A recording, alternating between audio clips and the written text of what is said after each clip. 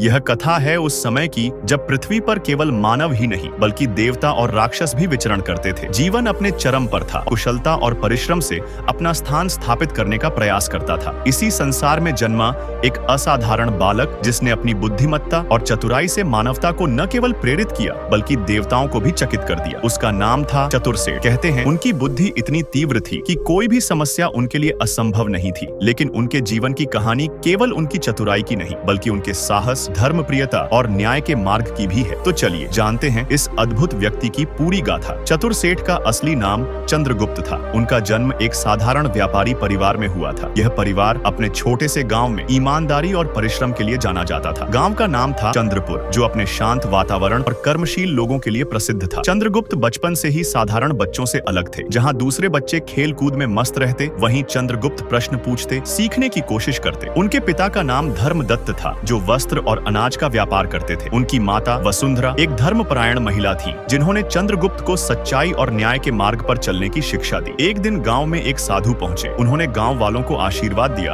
और कहा, जो बालक मेरी यह गूढ़ पहेली हल कर देगा वह बड़े होकर महान बनेगा। साधु ने पूछा, इस संसार में सबसे मूल्यवान वस्तु क्या है जिसे कोई छीन नहीं सकता? गांव के सभी लोग सोच में पड़ गए। बच्चों ने कई उत्तर दिए, सोना, धन और यहाँ तक कि भोजन। लेकिन चंद्रगुप्त ने उत्तर दिया, ज्ञान। साधु ने प्रसन्न होकर कहा, यह बालक साधारण नहीं है, इसे सही मार्ग पर चलने की प्रेरणा देना। यह एक दिन संसार को बदल देगा। उस दिन से चंद्रगुप्त का नाम पूरे गांव में फैल गया। लोग उन्हें चतुर बालक कहने लगे। जब चंद्रगुप्त 15 वर्ष के हुए तो उन्होंने अपने पिता के व्यापार में हाथ बटाना शुरू किया। वह व्यापार में न केवल वस्त्र बेचते बल्कि ग्राहकों की समस्याओं को भी हल करते। उनके पास हर प्रश्न का उत्तर और हर समस्या का समाधान होता। एक बार एक ग्राहक ने कहा, सेठ जी, बाजार में कपड़ों की कीमतें बढ़ रही हैं। आप इतनी सस्ती कीमत पर कैसे बेचते हैं? चंद्रगुप्त ने उत्तर दिया, हमारा उद्देश्य केवल धन कमाना नहीं बल्कि लोगों का विश्वास जीतना है। विश्वास ही सबसे बड़ा धन है। उनकी यह नीति उन्हें व्यापार में सफलता की ओर ले गई। उनका व्यापार गांव से निकलकर आसपास के क्षेत्रों में फैल गया। एक बार उनके गांव में अनाज का संकट आ गया। सभी व्यापारी अपनी कीमतें बढ़ा रहे थे, लेकिन चंद्रगुप्त ने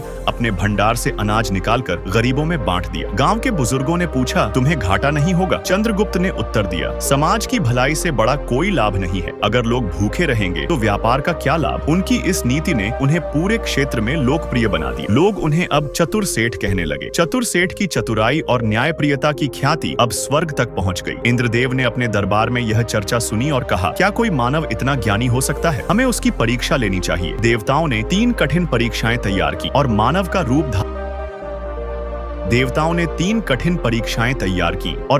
रूप धारण करके चतुर सेठ के पास पहुंचे। देवताओं ने सेठ से पूछा, इस संसार में सबसे बड़ा सत्य और सबसे बड़ा असत्य क्या है? चतुर सेठ ने उत्तर दिया, सबसे बड़ा सत्य है मृत्यु और सबसे बड़ा असत्य है माया। मृत्यु अटल है लेकिन माया केवल भ्रम है। देवता यह सुनकर चकित रह गए। उन्होंने कहा, तुम्हारा उत्तर अद्वितीय है। अब तैयार हो जाओ अगली परीक्षा के लिए। दूसरी परीक्षा में देवताओं ने चतुर सेठ को 3 वस्तुएं दी, सोने का सिक्का, मिट्टी का दीपक और एक खाली पात्र। उन्होंने कहा, इन तीनों को बिना छुए बदल दो। चतुर सेठ ने सूर्य की रोशनी का उपयोग किया और तीनों वस्तुओं की परछाइयों को बदल दिया। देवता उनकी चतुराई देखकर हैरान रह गए। अब देवताओं ने कहा, ऐसा वाक्य कहो जो आनंद भी दे और दुख भी। चतुर सेठ ने मुस्कुराते हुए उत्तर दिया, यह समय भी बीत जाएगा। देवता उनके उत्तर से प्रभावित हुए। उन्होंने कहा, तुम्हारी बुद्धिमत्ता और चतुराई अद्वितीय है, अब तुम स्वर्ग चलो। चतुर सेठ ने कहा, मैं तभी स्वर्ग जाऊंगा जब मैं अपना ज्ञान मानवता के लिए छोड़ सकूं। उन्होंने अपने गुप्त ग्रंथ को मानव जाति के लिए छोड़ दिया, जिसमें हर समस्या का समाधान था। उनकी शिक्षाएं आज भी प्रेरणा देती है। यह कहानी हमें सिखाती है कि सच्ची बुद्धिमत्ता वही है जो दूसरों के लिए उपयोगी हो। और याद रखें, यह समय भी बीत जाएगा जिसमें हर समस्या का समाधान था। उनकी शिक्षाएं आज भी प्रेरणा देती है। यह कहानी हमें सिखाती है कि सच्ची बुद्धिमत्ता वही है जो दूसरों के लिए उपयोगी हो। और याद रखें, यह समय भी बीत जाएगा। यह कहानी हमें सिखाती है कि सच्ची बुद्धिमत्ता वही है जो दूसरों के लिए उपयोगी हो। और याद रखें, यह समय भी बीत जाएगा।